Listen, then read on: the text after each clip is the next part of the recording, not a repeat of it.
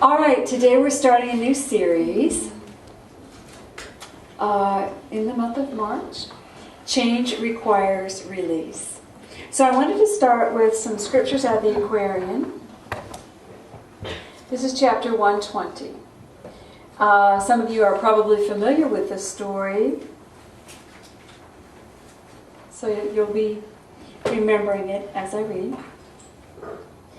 So, Jesus is at a party, and Nicodemus is there. And Nicodemus says, "It is true, Rabbi, that the Jewish laws and the Jewish practices do not agree."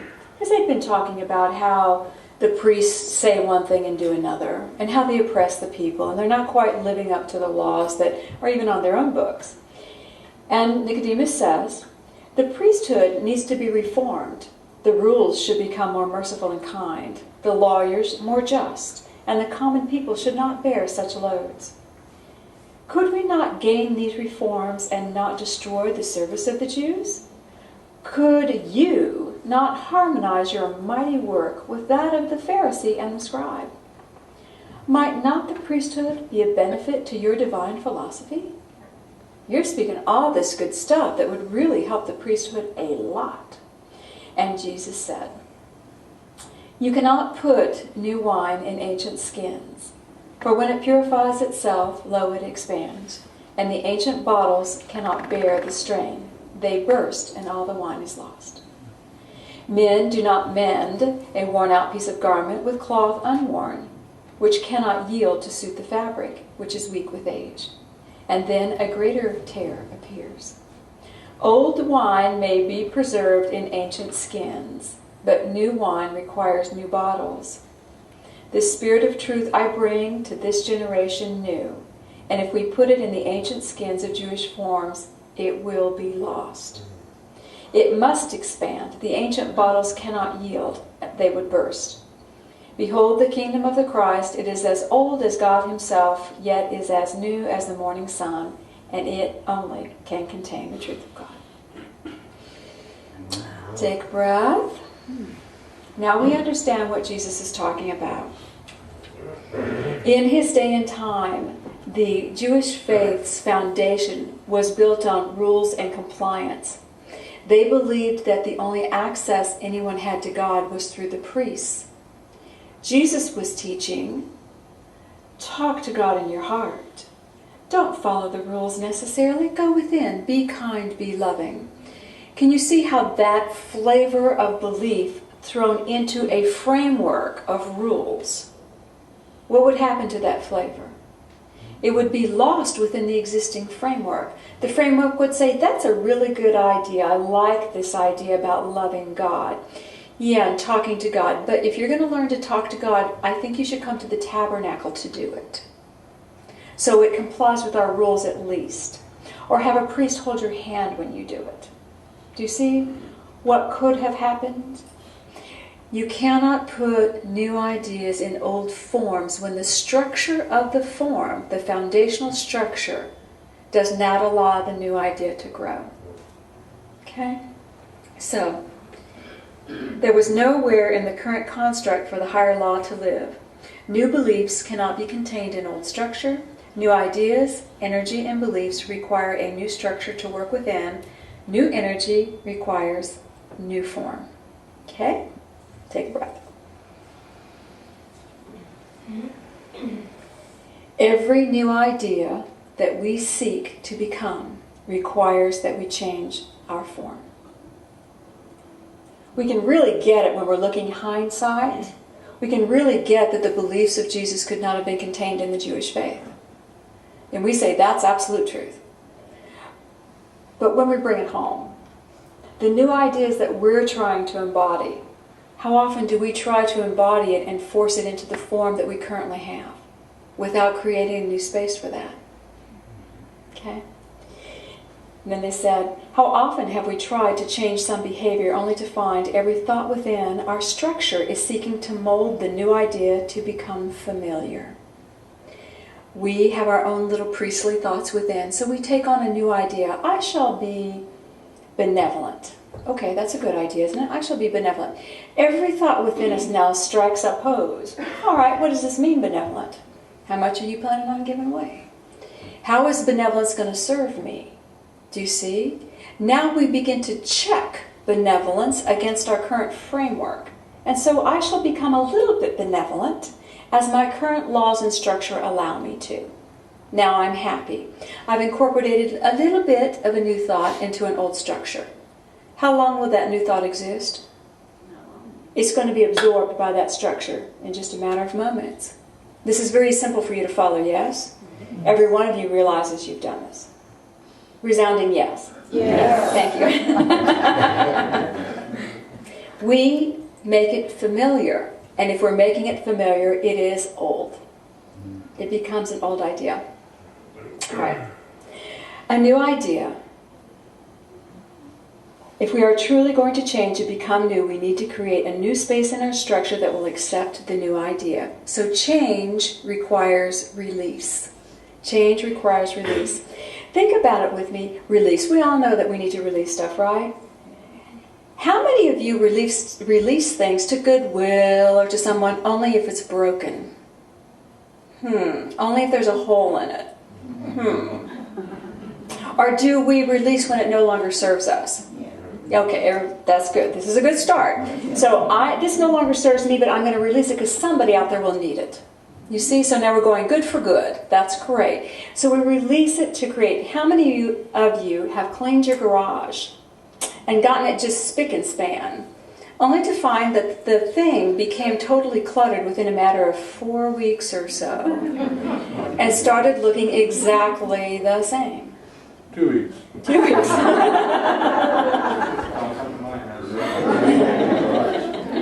Because we're releasing without setting new intention. So, there is a law. It's called the law of vacuum. I'd like to read it to you.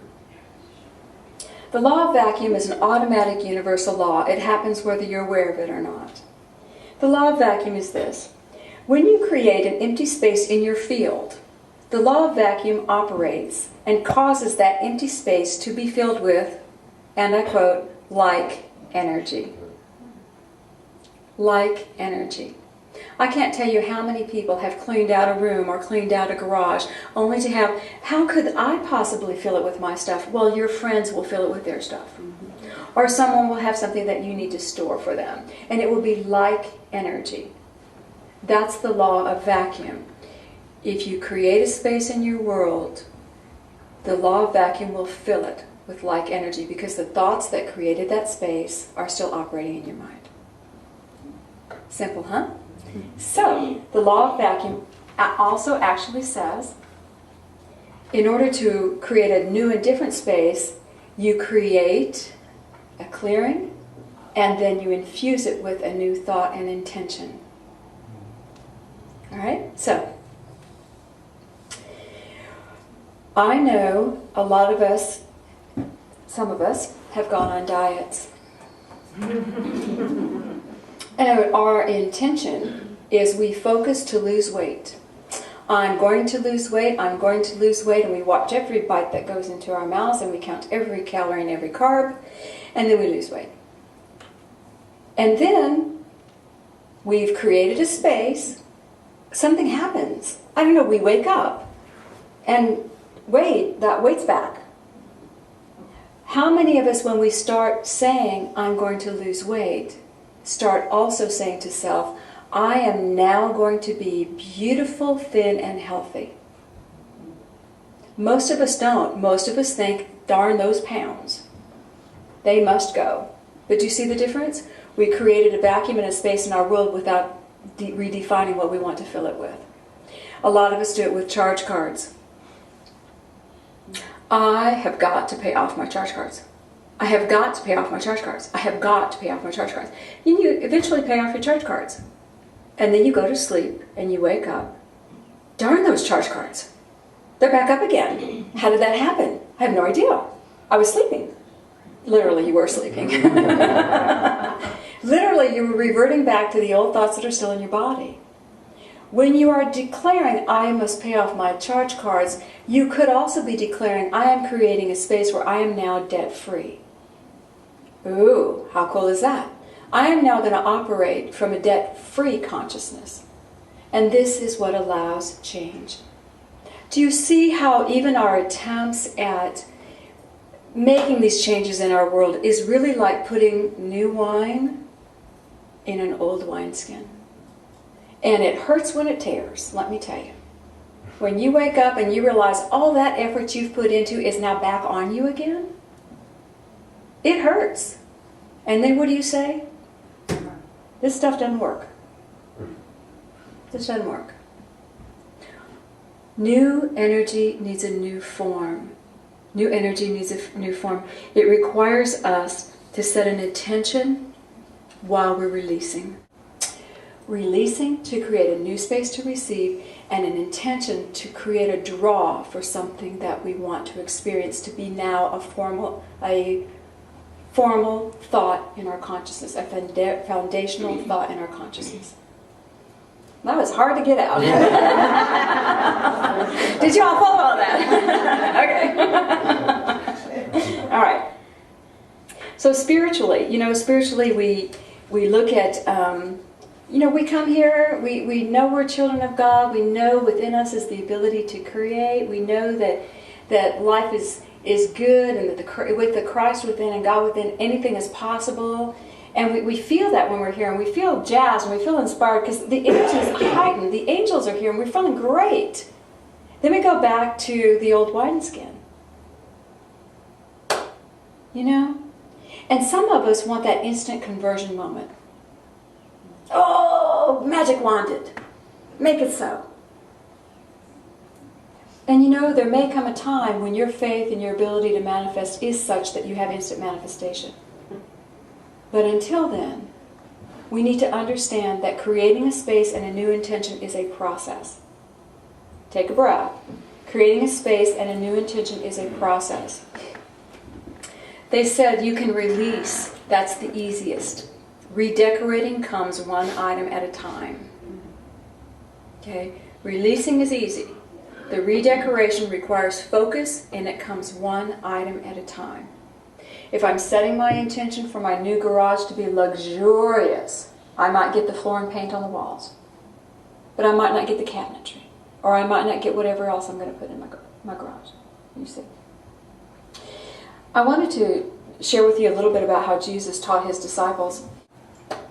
He came in with these great ideas about God and love. But I want you to realize Jesus was a Jew.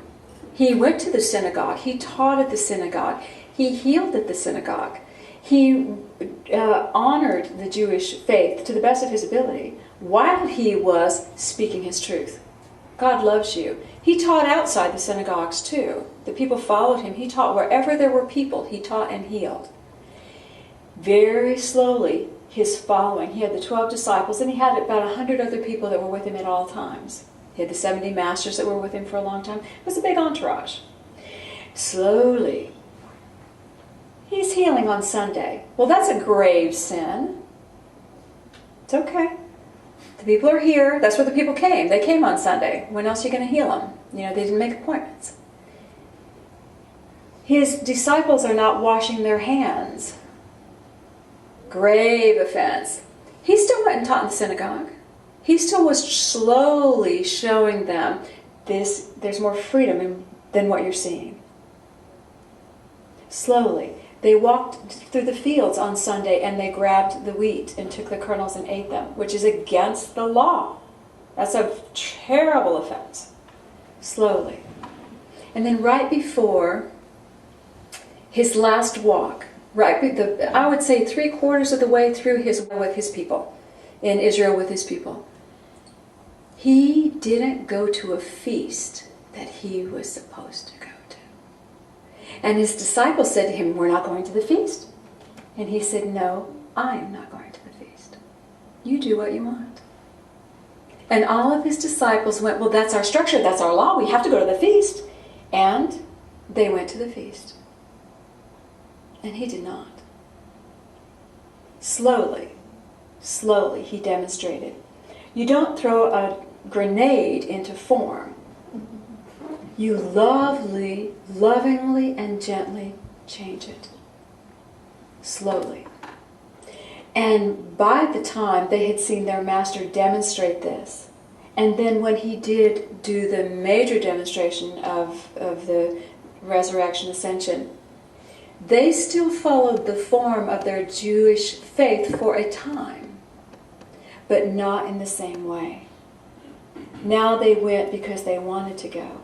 Now they went because they saw value in it, not because the law dictated it. Changing those dictates in your body is a process.